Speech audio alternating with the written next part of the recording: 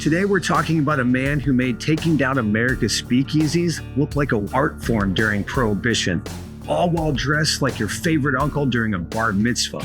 Meet Isadore Izzy Einstein, the agent who proved you didn't need a Tommy gun to catch criminals, just a good disguise, a sense of humor, and the ability to drink a lot. Let's get into it. It's history on repeat. Hell yeah. So who was Izzy Einstein? He was born in 1880 in Austria-Hungary, where for the time period, he had a pretty normal childhood.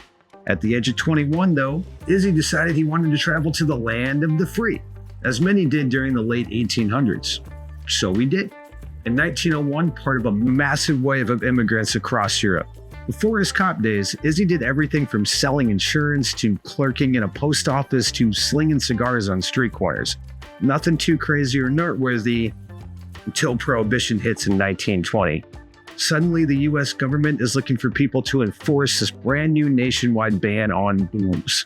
The US said, no more alcohol for anyone, and everyone kind of said, okay. Izzy, who had no prior law enforcement experience, applied to this brand new Prohibition unit in New York City. Why? Because he needed a job. And apparently, they weren't too picky. Here's what's wild, though. He wasn't exactly the image of a G-man. He's no Elliot Ness, the guy that Kevin Costner played in The Untouchables, right? You know they made a movie about these two? Kevin Costner and Robert De Niro played in it. What's it called? The Unfuckables. The Unfuckables, I love that movie. Izzy was 5'5", overweight, balding, had a thick Yiddish accent, wore round wire glasses, and always looked like he'd be happier just beating dough at a local bakery than chasing bootleggers anyway. But that's what made him perfect. He got partnered with Mo Smith, a former bellhop and cigar salesman. And Mo wasn't your generic cop either. For some reason, they were unstoppable.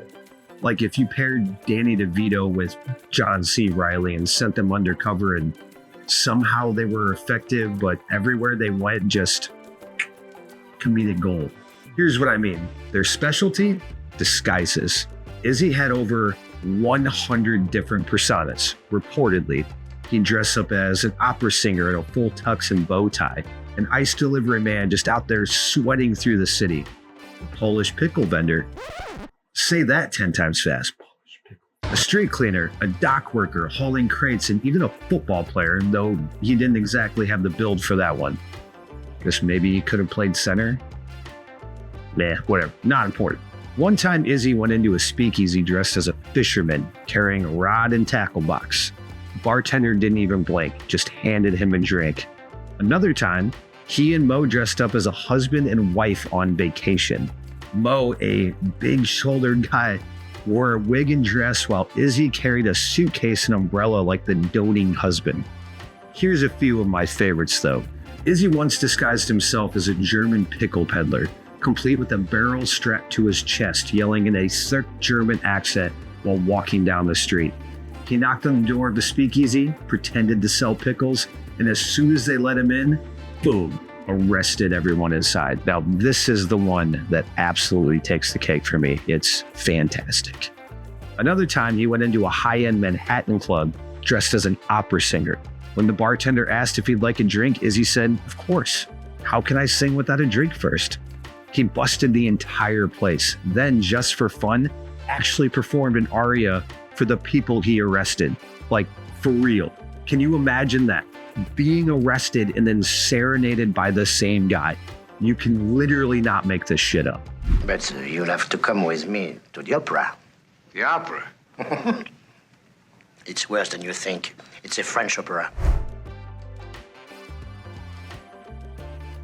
Between 1920 and 1925, Izzy and Mo made 4,932 arrests. That averages to 3 arrests per day, every day for 5 straight years. They confiscated 5 million gallons of alcohol and up to fill about 250 swimming pools. And despite all of their arrests, Izzy prided himself on never using violence. He wasn't a brawler, he was a talker, a thinker, and a master of human psychology. And he had the receipts to prove it. Fastest bust, 17 seconds. Walked in, sat down, beer in hand, arrested.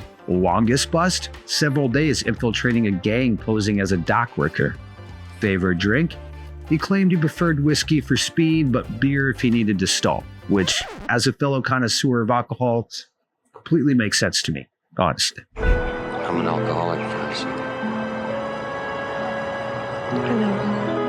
And yes, he tasted every single drink, because back then, that was the only way to prove it was actually alcohol. According to his memoirs, he once said, "I drank more liquor than any man in America," and still hated the taste. By the mid-1920s, he was a celebrity. Newspapers ran cartoons of him as a chubby Sherlock Holmes in disguise.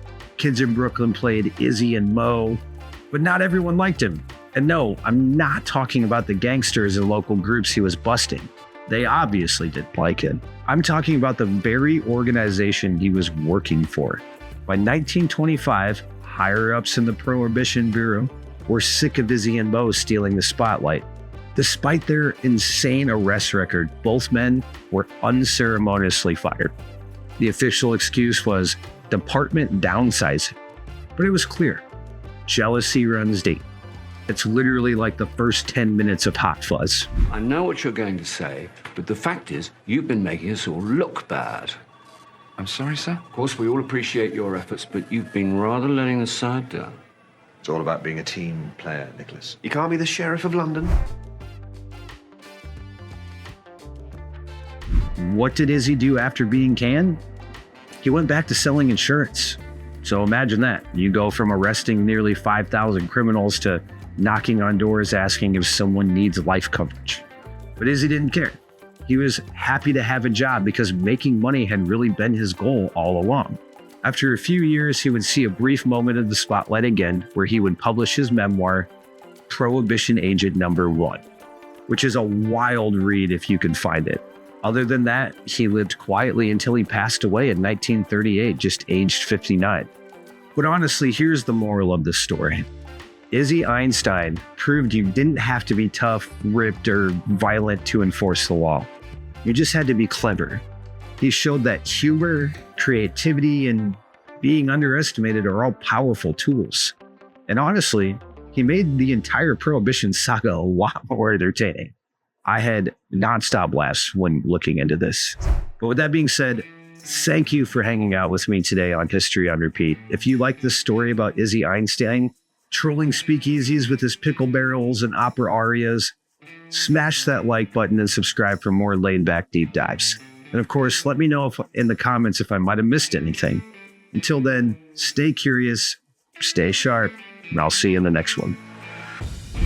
It's History on Repeat. Hell yeah.